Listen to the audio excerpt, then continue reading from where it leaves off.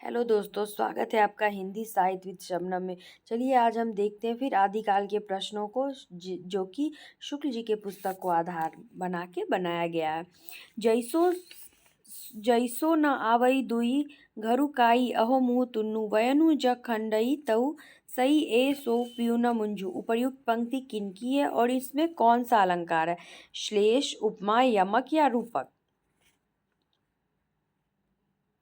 तो उपर्युक्त पंक्ति जो है वो हेमचंद की है और इसमें श्लेष अलंकार है। श्लेष अलंकार का वर्णन किया गया है कि वो बोलते हैं कि हे यदि वह घर नहीं जाता हे दूती तो तेरा क्यों अधोमुख है? हे सखी जो तेरा वचन खंडित करता है। श्लेष से इसका अर्थ कि जो तेरे मुख पर चुंबन के द्वारा उसने मतलब वो कर दिया है वह मेरा प्रिय नहीं। जिसने खंडित कर दिया है वह मेरा चुंबन द्वारा छत करता है वह मेरा प्रिय नहीं। तो ये जैसो न आवई ये हेमचंद की पंक्ति है और श्लेष अलंकार है। आचार्य शुक्ल के अनुसार जैन कवियों का सही अनुक्रम क्या है? हेमचंद, सोमप्रभ सूरी, मेरुतुंग, सारंगधर, या फिर सारंगधर, मेरुतुंग, सोमप्रभ सूरी, या मेरुतुंग, सारंगधर, हेमचंद या सोमप्रभ सूरी। जैसा हमें पता है आचार्य शुक्ल ने अपने इतिहास ग्रंथ में जैन आचार्य में हेमचंद, सोमप्रभ सूरी, सारंगधर, विद्याधर, मेरुतुंग इन सब का वर्णन किया। तो इसमें जैन कवियों का सही अनुक्रम क्या है? तो इसका सही आंसर है ऑप्शन 1 हेमचंद, सोमप्रभ सूरी, मेरुतुंग, सारंगधर। फिर सारंगधर इनका ये प्रश्न में थोड़ा सा ये सारंगधर यहाँ नहीं होना चाहिए था, मैंने पहले ही उत्तर वो कर दिया। इनका आयुर्वेद का ग्रंथ तो प्रसिद्ध ही है, यहाँ से प्रश्न शुरू होना चाहिए। ये अच्छे कवि और सूत्रकार भी थे। आचार्य शुक्ल कथन किनके संदर्भ में है? तो ये सारंगधर के संदर्भ में है। और इनका एक सुभाषित संग्रह क्या है? सारंगधर पद्धति। अब है नूनम बादल छाई खे पसरी निःश्रांत शब्द कर शत्रु पारी लुटाली तोर हिंसो ए भन्युत भटा। किनकी पंक्ति और किसकी प्रशंसा का वर्णन है? सारंगधर या लक्ष्मीधर या सारंगधर या हमीरदेव, मलदेव, राघवदेव या श्री मलदेव? किनकी पंक्ति है? तो यह पंक्ति जो है इसमें श्री मल्लदेव का वर्णन किया गया है, प्रशंसा की गई है और यह पंक्ति सारंगधर की है।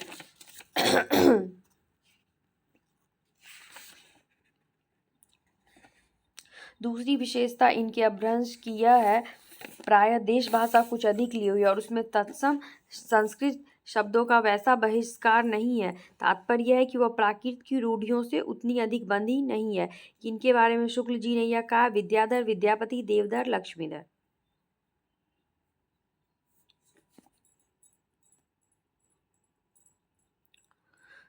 तो यह कथन शुक्ल जी ने विद्यापति के बारे में कहा। विद्यापति के अपभ्रंश की पहली क्या विशेषता शुक्ल जी ने कही है? जैसे ये दूसरी विशेषता पहले प्रश्न में था, उन्होंने पहली क्या विशेषता कही है कि उनकी अपभ्रंश कैसी है? पश्चिमी पूर्वी या उत्तरी? तो विद्यापति के अपभ्रंश को शुक्ल जी ने पूर्वी अपभ्रंश कहा है। उसमें जैसे इस प्रकार का टकसाली अपभ्रंश है। शुक्ल जी ने यह कथन किनके लिए कहा? विद्याधर, विद्यापति, लक्ष्मीपति या जयपति? टकसाली अपभ्रंश जैसे इस प्रकार का, तो यह विद्यापति के बारे में कहा है।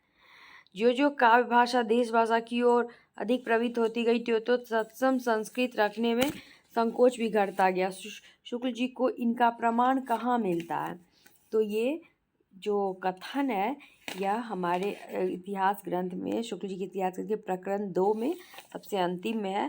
तो इस शुक्ल जी को इनका प्रमाण सारंगधर के पद या कीर्तिलता, विद्याधर के पद या कीर्तिलता, सारंगधर के पद या कीर्तिलता का, या इनमें से कोई नहीं। तो शुक्ल जी को इसका प्रमाण सारंगधर के पद्यों और कीर्तिलता में इसका प्रमाण मिलता है।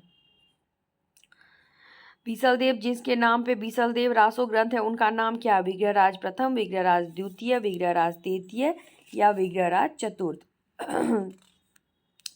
तो इसका सही उत्तर हो जाएगा विग्रहराज चतुर्थ। बीसलदेव के रचनाकार कौन है? नरपति नाल, दलपति विजय, भट्ट केदार या नरपति विजय? बहुत आसान प्रश्न है, इसके रचनाकार नरपति नाल है। 12 से बहोत्रा बझाड़ी जेठबदी नवमी बुधवारी नाल रसायन आरंभई शारदा तुठी ब्रह्म कुमारी किस ग्रंथ की पंक्ति है? तो परमाल रासो, बीसलदेव रासो, पृथ्वीराज रासो या हम्मीर रासो। तो यह जो है बीसलदेव रासो की पंक्ति है। और इसमें जो 12 से बढ़ोतरा है, इसका स्पष्ट अर्थ, एक प्रश्न और भी बन सकता है कि 12 से बढ़ोतरा जो है इसका स्पष्ट अर्थ क्या है। तो इसका अर्थ है 1212। 1212 यहाँ कन्फ्यूजन हो सकता है, इसलिए 1212 इसका ये है स्पष्ट अर्थ है। बीसलदेव रासों में कितने खंड और कितने चरण हैं? 5 खंड 2000 चरण, 4 खंड 2000 चरण, 3 2000 चरण या 6 खंड 2000 चरण। तो हम लोग बहुत आसान प्रश्न है, जानते हैं कि बीसलदेव रासों में 4 खंड है और 2000 चरण है। और जिसमें कि पहले ये भोज परमार की पुत्री जो राजमती है, उससे सांबर के बीसलदेव का विवाह होता है। खंड 2 में फिर राजमती रूठ कर उड़ीसा चली जाती है। बीसलदेव उनका राजमती से रूठ कर उड़ीसा चले जाते हैं। फिर राजमती का विरह वर्णन है और फिर बीसलदेव जो है उड़ीसा से लौट के आते हैं और फिर भोज का अपनी पुत्री को अपने घर लिवा जाना और फिर बीसलदेव जो है वहाँ जाकर राजमती को फिर से चित्तौड़ लाते। इस तरह से 4 खंड में वर्णन है।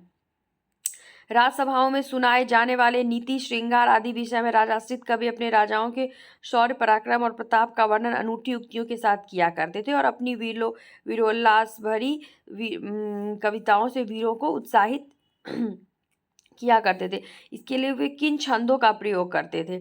दोहा, सोरठा, दोहा, छप्पे या फिर दोहा और छप्पे। तो इसका सही आंसर हो जाएगा दोहा और छप्पे। सारांश यह है कि जिस समय से हमारे हिंदी साहित्य का अभ्युदय होता है वह लड़ाई भिड़ाई का समय था, वीरता के गौरव का समय था। यह किनका कथन है? आचार्य शुक्ल, हजारी प्रसाद द्विवेदी, राहुल सांकृत्यायन या विश्वनाथ त्रिपाठी। तो ये तो हम समझ ही गए होंगे आप लोग कि ये आचार्य शुक्ल का कथन है। ये जो देशभाषा काव्य है प्रकरण 3, उसी में ये वर्णन है। साहित्यिक प्रबंध के रूप में जो प्राचीन ग्रंथ उपलब्ध है उसका नाम क्या है? परमाल रासो, बीसलदेव रासो, पृथ्वीराज रासो या फिर हम्मीर रासो। तो ये कौन सा है उपलब्ध? पृथ्वीराज रासो। हालांकि जो ये आचार्य शुक्ल हैं उन्होंने पृथ्वीराज रासो को जाली ग्रंथ कहा है। और वैसे हमें पता है पृथ्वीराज रासो पे प्रामाणिक, अर्ध प्रामाणिक और उसकी अप्रामाणिकता पे भी अलग अलग विद्वान के कथन हैं। एक मैंने इस पर शॉर्ट्स भी बनाया था वीडियो। तो बस आज यही तक, कल और प्रश्न देखते हैं। धन्यवाद।